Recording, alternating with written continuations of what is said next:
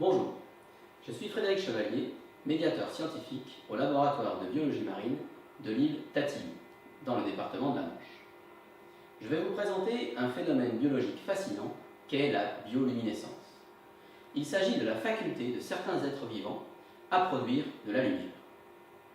De bio, le vivant, et de luminescence désignant la capacité de toute matière à produire de la lumière en réaction à une excitation.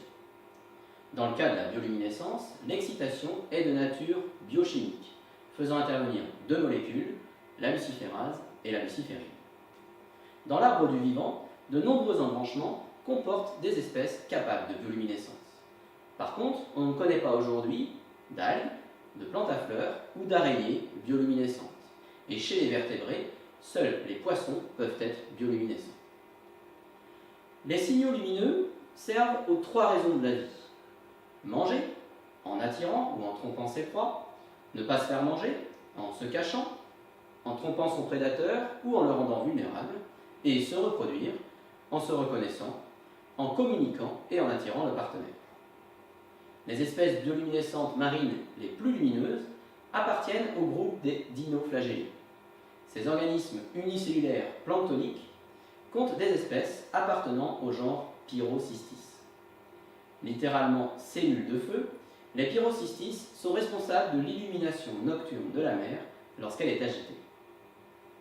L'observation au microscope des cellules de Pyrrhocystis permet de mettre en évidence les structures cellulaires entrant en jeu dans la bioluminescence.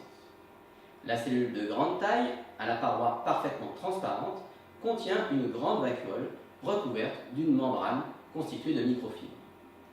Sur cette membrane, on observe les chloroplastes, organites cellulaires responsables de la photosynthèse. Dans sa phase diurne, la cellule présente des chloroplastes répartis sur la surface de la vacuole. En fin de journée, les chloroplastes migrent pour se rassembler autour du noyau, laissant ainsi la place aux scintillons, granules intracellulaires à l'intérieur desquels se produit la réaction luciférine-luciférase. En laboratoire, il est possible de cultiver en les soumettant à un cycle jour-nuit, de 12 heures de lumière et de 12 heures d'obscurité.